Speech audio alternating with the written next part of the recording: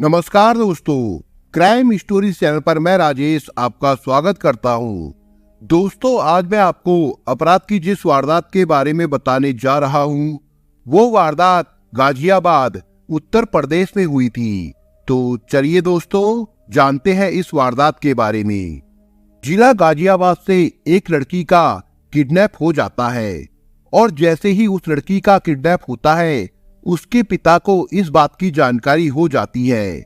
उसके पिता रोते हुए अपनी बेटी का फोटो सोशल मीडिया पर अपलोड कर देते हैं और कहते हैं कि मेरी बेटी को किसी ने देखा हो तो उसे जल्द से जल्द घर पहुंचाने की कृपा करे। बस इतना कहना था कि इस लड़की का फोटोग्राफ सोशल मीडिया पर वायरल हो जाता है। शायद ही ऐसा कोई मोबाइल होगा जिस मोबाइल में ये फोटोग्राफ शेयर नहीं किया गया होगा। धीरे धीरे ये फोटोग्राफ सोशल मीडिया के ट्विटर प्लेटफॉर्म पर तैरने लगता है और इस लड़की का नाम ट्रेंडिंग में चला जाता है। हजारों लाखों लोग ऐसे होते हैं जो इस लड़की की सकुशल बरामदगी की मांग करने लगते हैं और मामला फिर उत्तर प्रदेश के शासन तक पहुंच जाता है। उस समय के मुख्यमंत्री होते हैं अखिलेश यादव और अखिलेश यादव पर लगातार प्रेशर बनने लगता है। इलेक्ट्रॉनिक मीडिया, सोशल मीडिया, हर जगह बस एक ही लड़की छाई हुई थी जिसका नाम दीप्ति सरना होता है।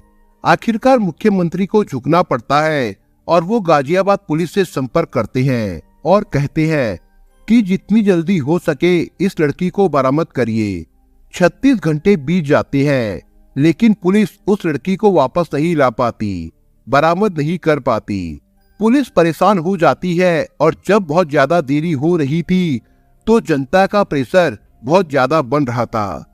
आखिरकार वो लड़की अचानक से प्रकट हो जाती है और जैसे ही लड़की प्रकट होती है तो एसएसपी उसके घर जाते हैं।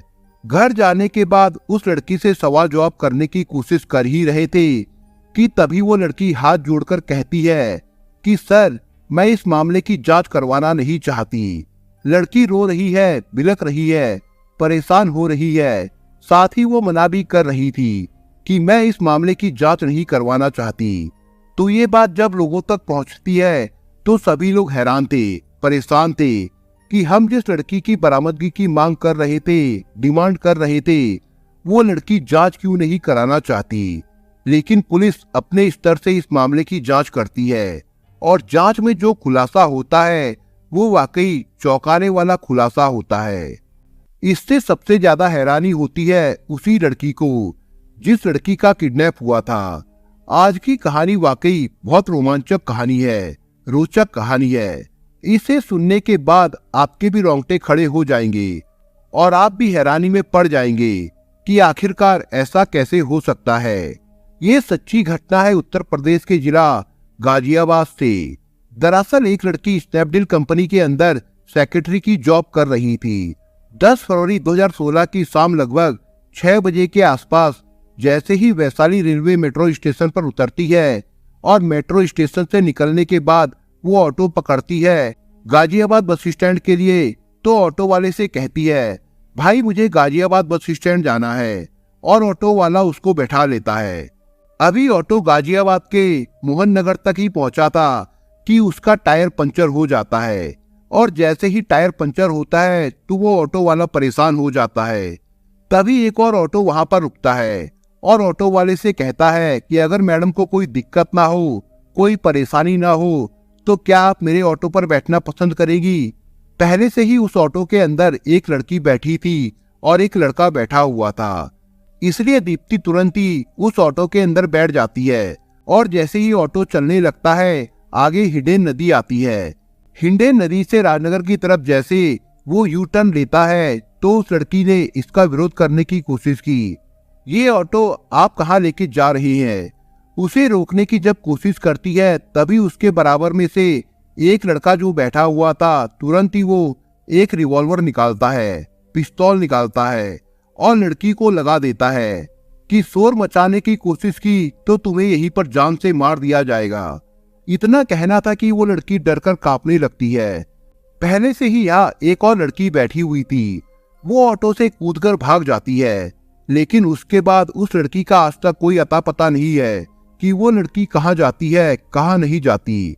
लेकिन दीप्ति सर्रा की घबराहट उसकी परेशानी बढ़ने लगती है और थोड़ा सा दूर ऑटो चलता है।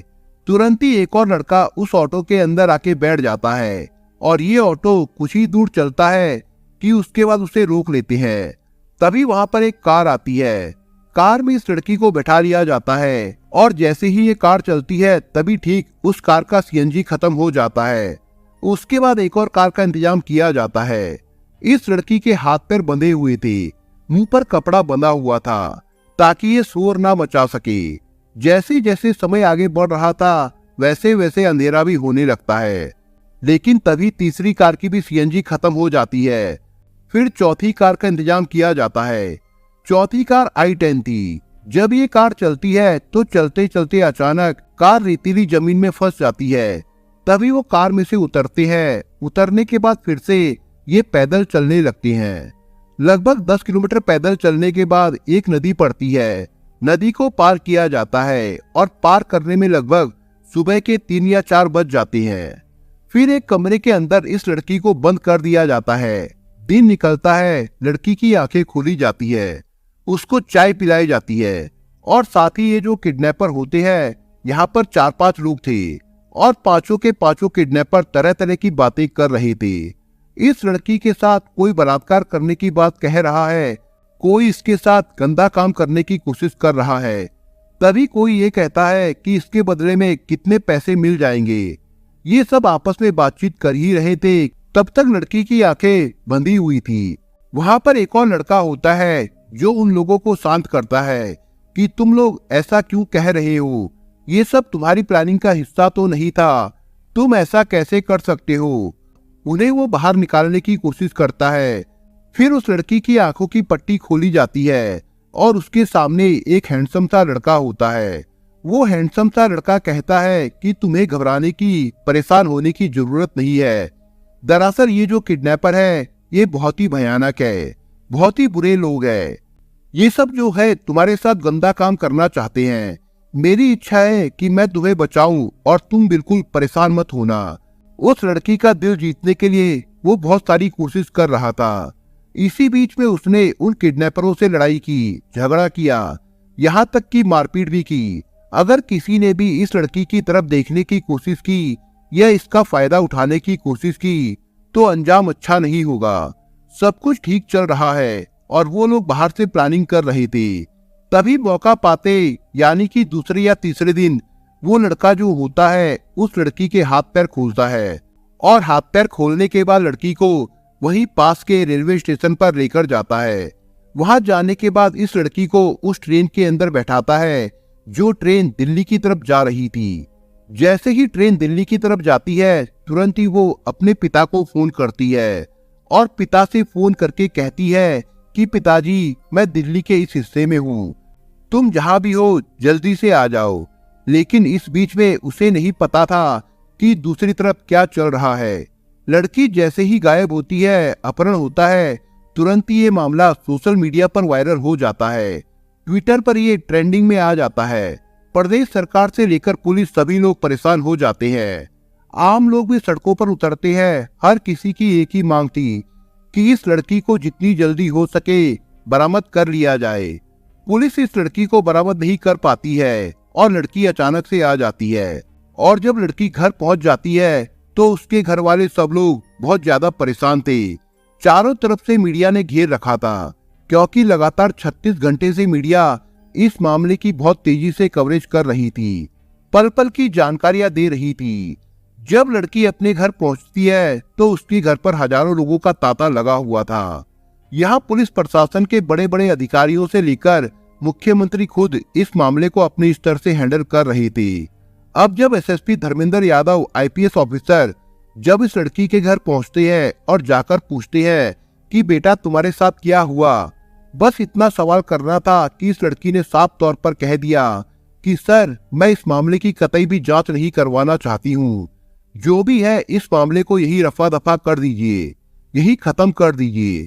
तभी वो पुलिस वाले परेशान हो जाते हैं और सोचने पे मजबूर हो जाते हैं कि लगभग 200 पुलिस वाले, कई थानों की पुलिस, बहुत सारे लोग ये चाहते थे कि ये लड़की क्यों गायब हुई थी, इसके बारे में पता किया जाए। और ये है कि मना कर रही है आखिरकार कोई तो बात है। उस लड़की को काफी समझाया जाता है, उसको अपनेपन का एहसास कराया जाता है, उससे बातचीत की जाती है, तब भी वो लड़की तैयार नहीं होती। लेकिन आईपीएस ऑफिसर धर्मेंद्र यादव इस मामले की जांच पड़ताल में जब जुड़ते हैं तो चौंकाने वाली बात सामने आती है। दरअसल ये लड़की ऑटो में बैठी थी और ये दृश्य एक सीसीटीवी कैमरे में कैद हो जाता है। उसी से पता चलता है कि लड़की मोहन नगर के ही एक दो ऑटो के पास जाती है और ऑटो वाले से बातचीत करने की कोशिश करती है। पुलिस वाले जितने भी ऑटो वाले होते हैं उनसे पूछताछ करती है और तब ये बात निकल के आती है कि दो लड़के हैं, एक का नाम देवेंद्र है और दूसरे का नाम फौजी है, जो अचानक से गायब हो गए थे जिस दिन से लड़की का अपहरण हुआ था। अब इनके बारे में कुछ पता करने की कोशिश की जाती है। तब आखिरकार कड़ी मशक्कत के बाद एक लड़का जो होता है देवेंद्र, उसका फोटो मिल जाता है। उसका फोटो लेने के बाद पुलिस वाले इस लड़की के पास जाते हैं और जाकर कहते हैं कि क्या तुम इस लड़के को जानती हो। बस इतना कहना था और इतना कहते ही उसका चेहरा एकदम से खिल जाता है। इस लड़के को देखकर वो खुश हो जाती है और खुश होते हुए कहती है, हाँ यही तो था, इसने ही तो मेरी मदद की थी, यही तो मेरी पल पल की मदद कर रहा था, इसने ही तो इन किडनैपरों से मुझे बचाया था। और जैसे ही ये बात सामने आती है तो पुलिस वाले हैरान थे। वे समझ नहीं पा रहे थे कि आखिरकार लड़की का किडनैप होता क्यों है, इनका मोटिव क्या था। ना तो किडनैपिंग की रकम मांगी जाती है, ना ही उसको नुकसान पहुंचाया जाता है और ना ही उसके साथ कोई गंदा काम किया जाता है। सब कुछ ठीक ठाक है, सब कुछ समझ से परे था। लेकिन पुलिस वाले कहाँ शांत बैठने वाले थे। पुलिस वालों को चाहिए था सच। और आखिरकार कड़ी मशक्कत के बाद ये पता चलता है कि देवेंद्र हरियाणा के जिला सोनीपत के एक गांव कामिन का रहने वाला है और पुलिस इसको धर दबोच लेती है। साथ में एक और लड़का होता है इसी गांव का, प्रदीप उर्फ फौजी, और एक लड़का होता है मोहित। जब तीनों को पकड़ के लेके आते हैं तब देवेंद्र चौंकाने वाली बात कहता है। देवेंद्र कहता है कि उस पर लगभग 30 मुकदमे दर्ज है, चाहे हत्या हो, लूट हो, डकैती हो, बड़े से बड़े, चाहे वो किसी की हत्या करने का प्रयास हो। ऐसे कितने ही मुकदमे हैं जो उस पर लगे हुए हैं। 14 जून 2014 को वो पेशी पर जा रहा था। जब पुलिस वाले उसको ले जा रहे थे तब वो पुलिस वालों की आंख में धूल झोंक कर भाग जाता है और भागकर इधर उधर छुपने लगता है और फिर दिल्ली आ जाता है। दिल्ली के राजीव चौक पर जनवरी 2015 को वो ऐसे ही खड़ा था। उसके सामने से एक लड़की और एक लड़का गुजर रहा था। लड़की कोई और नहीं बल्कि दीप्ति सरना होती है। दीप्ति सरना की खूबसूरती, हाइट, बातें करने का तरीका देखने के बाद ये देवेंद्र उससे इम्प्रेस हो जाता है। इतना ज्यादा इम्प्रेस होता है कि उसको प्यार कर बैठता है। सोचता है कि अब जीऊंगा तो इसके साथ। ये जो पिछली जिंदगी है जिसमें 30 से ज्यादा मुकदमे दर्ज है, इनसे बचने के लिए शादी करने के बाद वो सीधा यहाँ से नेपाल भाग जाएगा। अब वो उस लड़की के पीछे लग जाता है।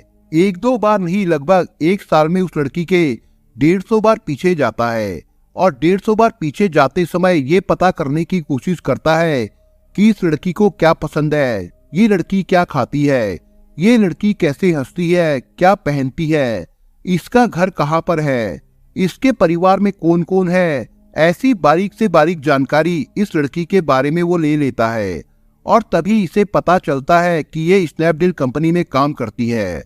और फिर ये स्नैपडील कंपनी के ऑफिस के बाहर भी खड़ा होता था उस लड़की के आने जाने के समय पर। तभी उसने सोचा कि क्यों ना इस लड़की को किडनैप कर लिया जाए, क्योंकि बचपन में जब ये कक्षा 7 में पढ़ता था तब उसने डर फिल्म देखी थी और डर फिल्म में जो शाहरुख खान का रोल होता है वो एक लड़की को पसंद करता है, किरण नाम की, और उसी से शादी करना चाहता है। ठीक उसी तरह से ये शाहरुख खान का किरदार अपने मन में बसा लेता है और ये बिल्कुल उस लड़की को वैसे ही अपनी जिंदगी में उतारना चाहता है। वो सोच रहा था कि अपनी पुरानी जो खराब जिंदगी है उसको खत्म करने के बाद इस लड़की से शादी करेगा और एक खुशहाल जिंदगी जिएगा। इसलिए वो उस लड़की का पीछा करता था, उसके साथ आता था और उसके साथ जाता था। लेकिन दीप्ति को इस बात की एक बार भी भनक नहीं लगी थी कि आखिरकार कोई लड़का उसका पीछा कर रहा है, वो भी थोड़ी बहुत बार नहीं बल्कि पूरी 150 बार। साथ ही वो इस बीच में 2 ऑटो खरीदता है। एक ऑटो खुद के लिए खरीदता है और एक ऑटो अपने दोस्त प्रदीप फौजी के लिए। उसने प्रदीप फौजी को इस बारे में कुछ नहीं बताया और वैशाली के मेट्रो स्टेशन से लेकर जहां तक ये लड़की जाती है वहां तक वो ऑटो चलाने लग जाता है। लेकिन दीप्ति बहुत ही ज्यादा होशियार किस्म की समझदार पढ़ी लिखी लड़की थी। वो कभी भी ऐसे ऑटो में नहीं बैठती थी जिसमें पहले से कोई लड़की बैठी हुई ना हो। कई बार देवेंद्र ने यह कोशिश की कि वो अपने जानने वाली किसी लड़की को अपने ऑटो में बैठाएगा और फिर इसका किडनैप करेगा। ये सब वो प्लानिंग कर रहा था। 1-2 बार नहीं बल्कि 3 महीने से लगातार वो ऑटो चला रहा था, लेकिन 3 महीने में एक बार भी उसको ऐसा मौका नहीं मिलता है। आखिरकार मौका मिलता है 10 फरवरी 2016 को। दीप्ति जिस ऑटो में जाती है उस ऑटो का टायर पंचर हो जाता है। तभी देवेंद्र वहां पर पहुंच जाता है अपना ऑटो लेकर। उसके ऑटो में एक लड़की भी बैठी होती है और साथ में उसका एक साथी भी होता है। तब देवेंद्र के कहने पर दीप्ति उसके ऑटो में बैठ जाती है। वो अपने दोस्तों से कहता है कि इस लड़की के पास बहुत दौलत है, बहुत पैसे वाली है, सबको 1-1 करोड़ रुपए मिल जाएंगे अगर हमने इसका किडनैप कर लिया। यानी कि अब वो अपने प्यार मोहब्बत की कहानी को अपने दोस्तों से छुपा के रखता है और सीधा चल पड़ता है इस लड़की का अपहरण करने के लिए। जैसे वैशाली से वो लड़की ऑटो पकड़ती है तभी आगे मोहन नगर पर लाल बत्ती हो जाती है और मौका पाते ही इसका दोस्त उसके ऑटो के अंदर पंचर कर देता है। और यहाँ से दीप्ति जिस दूसरे ऑटो में बैठती है वो ऑटो किसी और का नहीं होता बल्कि देवेंद्र का होता है। वो अपने दोस्तों से जानबूझकर कहता है तुम इसे परेशान करो, ऐसा बिहेव करो जैसे कि आप लोग इसके साथ कुछ गलत करने वाले हो। तभी बार बार वो एक बात और कह रहा था कि एक लड़का है जिसने तुम्हारा अपहरण करवाया है। उस लड़के का नाम मैं बता नहीं सकता, लेकिन वो लड़का कोई और नहीं, तुम उसे जानती हो, जिसके साथ तुम अक्सर रहती थी। असल में वो वही लड़का था जो राजीव चौक पर उस लड़की के साथ था। वही लड़का जिस लड़के को वो प्यार करती थी उसके साथ रहती थी। हालांकि इस बात का उसके घर वालों को पता था, लेकिन उस लड़के के प्रति देवेंद्र चाहता था कि इसके दिल में नफरत पैदा हो जाए और खुद के प्रति प्यार, और वो सामान्य जिंदगी जिए। लेकिन उसने कभी नहीं सोचा था कि वो पकड़ा जाएगा। पुलिस उसे पकड़ती है और साथ में उसके दोस्त प्रदीप उर्फ फौजी को पकड़ती है, मोहित को भी पकड़ती है, वो बदायूं के रहने वाले फहीम और माजिद को भी पकड़ती है। ये दोनों चाचा भतीजा होते हैं। इन 5 को गिरफ्तार कर लेती है पुलिस और गिरफ्तार करने के बाद इन लोगों को जेल भेजती है। जब पुलिस वाले इस मामले की जांच पड़ताल कर रहे थे तब ये कहता है कि मैंने कोई गलती नहीं की, मेरे ऊपर 30 से ज्यादा मुकदमे दर्ज है। मोहब्बत के लिए अगर एक और मुकदमा मेरे ऊपर दर्ज हो जाए तो कोई फर्क नहीं पड़ता। कम से कम मैंने उस लड़की का दिल जीतने की कोशिश तो की, क्योंकि सोशल मीडिया पर जब ये खबर लगातार चल रही थी तो ये खबर भी उसके पास तक पहुंच जाती है कि उस लड़की ने साफ साफ इनकार किया था इस मामले की जांच करने के लिए। वो जांच इसलिए नहीं कराना चाहती थी क्योंकि यदि जांच होगी तो वो चारों पकड़े जाएंगे, लेकिन साथ में जिसने उसकी जिंदगी बचाई वो भी पकड़ा जाएगा, इसलिए उसको पाप लगेगा। लेकिन वो नहीं जानती थी कि जिसने उसकी जान बचाई वही असल में इस किडनैपिंग का मास्टरमाइंड था, जिस पर 30 से ज्यादा मुकदमे दर्ज है, जो पेशी पर आता है और भाग जाता है। इसके बाद दीप्ति सरना विदेश में नौकरी करने चली जाती है और वो आजकल विदेश में नौकरी कर रही है। उसके परिवार के लोगों ने सुरक्षा को देखते हुए गाजियाबाद का अपना घर छोड़कर किसी दूसरी जगह पर चले जाते हैं, क्योंकि इस घटनाक्रम के बाद से उस लड़की की जिंदगी पर खतरा बना हुआ था। दोस्तों, आप अगर चैनल पर नए हो तो आप चैनल को सब्सक्राइब करने के साथ कमेंट बॉक्स में इस कहानी के बारे में अपने विचार जरूर लिखिएगा। मिलता हूं एक नई कहानी के साथ, तब तक के लिए अपना ख्याल रखिएगा। धन्यवाद।